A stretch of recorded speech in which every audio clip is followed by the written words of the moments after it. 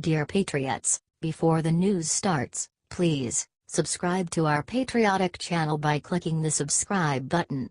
Give us a thumbs up to this video.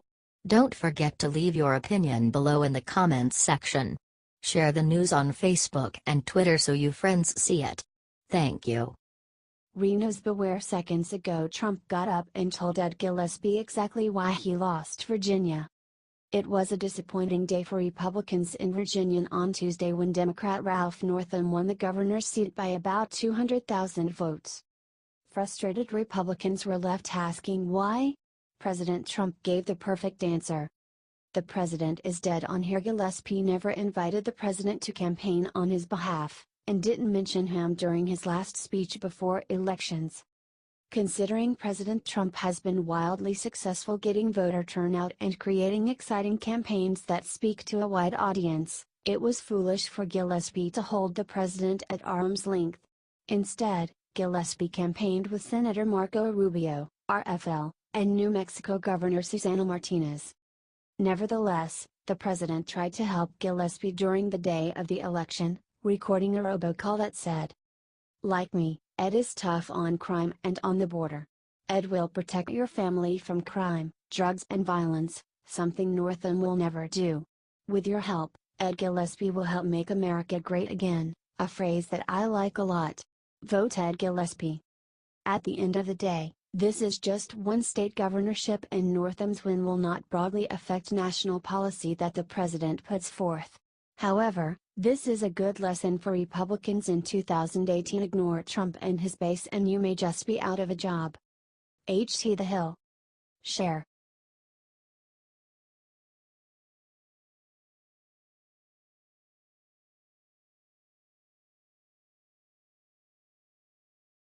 Seconds ago in South Korea Trump turned and gave forward order that'll change the world forever.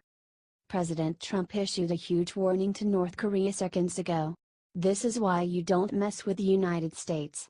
He looked right into the eyes of the audience in North Korea and said 4 words that echoed throughout the building. "This a very different administration than the United States has had in the past," Trump said. "Do not underestimate us. And do not try us. Watch what happens next." About a minute in, our president didn't stop there. He tore North Korea apart. "Every step you take down this dark path increases the peril you face," Trump said. "North Korea is not the paradise your grandfather envisioned.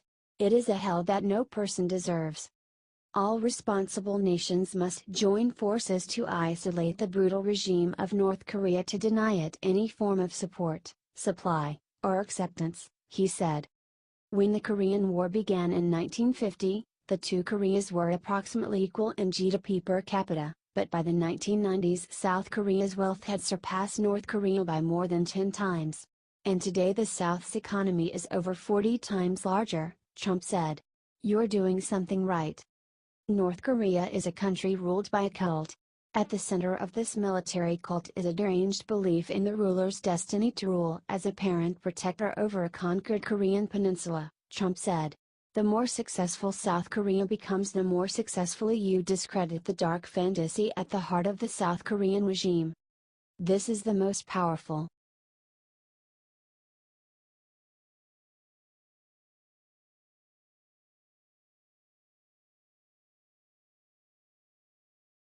Virginia governor race called. The result is a good sign for Republicans for a surprising reason. Democrat Ralph Northam has just been declared the winner of the Virginia gubernatorial race. A few weeks ago, that news wouldn't be surprising, but a series of missteps by the Northam campaign paired with a strong performance by Republican Ed Gillespie turned the race into a nail-biter. The surprisingly thin margin of this race was propelled in part by an ad that was aired on behalf of the Northam campaign. That ad, which showed a fictional Gillespie supporter running down minority children with a truck, backfired spectacularly. In the end, however, it didn't matter. While it may have eaten into the governor-elect's margin of victory, it wasn't enough to cost him the race. But don't cry for Gillespie. This wasn't supposed to be a close race to begin with. President Donald Trump lost Virginia by 3 points 1 year ago this week. Since then, The media have been pushing the narrative that Trump is hurting his party across the country. In reality, Virginia is still blue and the margins are still small. Neither party forced a statewide shift, as precinct by precinct data shows. Gillespie overperformed Trump in some counties and underperformed in others. In other words, Trump isn't killing the party like the media says. He isn't really changing much at all. This actually bodes well for Republicans next year, where the geographic makeup of the open seats favored the GOP by a considerable margin. With the current trajectory, which appears pretty flat, it looks like they're still poised to win.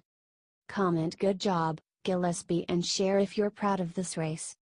He may not have won, but he performed above expectations.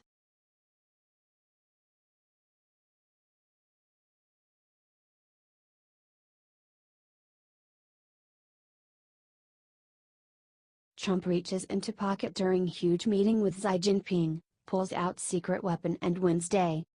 Trump arrived in China for some huge meetings that will have major ramifications for the entire world. North Korea is one big issue and of course trade. Wait till you see the video below. Trump has been tough on China. Most pundits thought he was crazy. Said he was pressing them too hard. Said he didn't know what he was doing. But then a funny thing happened. China, finally, after every single American president had tried and failed, got tough on North Korea. They refused to allow their banks to do business with the North Koreas, eliminating their access to foreign currency. They have stopped or will severely limit their imports of North Korean coal.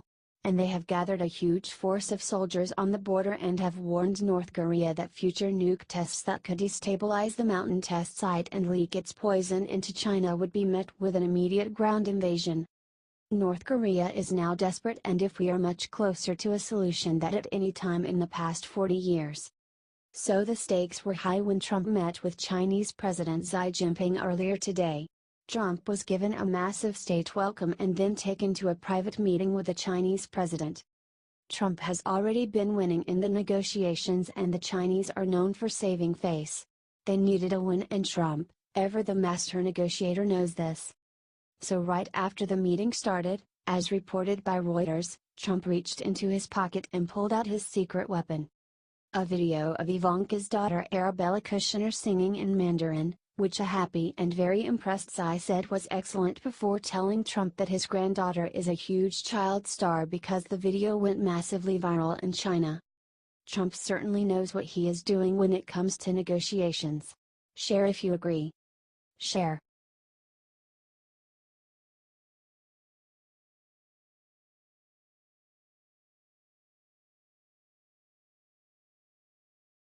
After arriving in China, Trump looked into camera and everyone saw a scary thing behind him. Huge news, and it's hot off the presses. Trump is doing something scary big right now as people sleep. The creepy media will never talk about what you are about to see. I'm serious.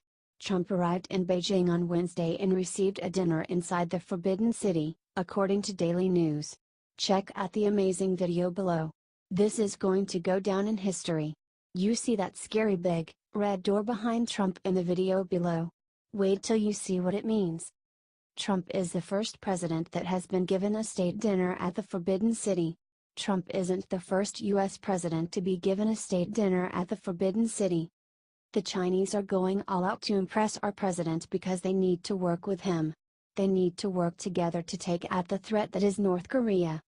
Now some people might call him the king, Trump said about Xi last month. It looks like he's getting the king's welcome now. Share this if you are so proud of our president. Look at how the Chinese treat him.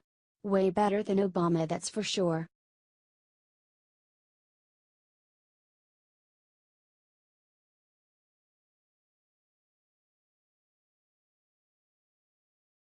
Tucker Carlson just dropped the hammer on journalist who doesn't know anything about the Second Amendment. Leftists of all stripes have been coming out of the woodwork to politicize the horrific church shooting in Texas on Sunday. As per usual, their calls for more gun control are grossly misinformed. True to form, however, that doesn't stop them from saying literally whatever comes into their head. Tucker Carlson at least is ready to take them to task. Tuesday on Tucker Carlson Tonight, he ripped the Atlantic journalist David Frum for suggesting in a tweet that domestic abusers should be banned from owning firearms, a law that has already been in the book for decades. Tucker said of his tweet, "Wow, that's brilliant. So brilliant that it's been federal law for 21 years. Good job, David Frum, though you're a little late to the policy-making party." Under existing statute, Devin Kelley was not allowed to buy the gun he used. Carlson went on to explain how government bureaucracy failed to prevent this tragedy. Kelley had been convicted of brutally abusing his wife and infant stepson and received a bad conduct discharge from the Air Force for doing it. Even before that, before his conviction, Kelley had escaped from a mental hospital, all of that clearly disqualifying him for purchasing firearms. Unfortunately, incompetent government clerks did not supply that information to the correct federal database. The laws were on the books, the bureaucracy botched it. It's a sad state of affairs when so-called experts and journalists willfully ignore or choose not to research the issues that they so vocally rail against. Watch Tucker Carlson's full epic rant here. It starts at 24:18.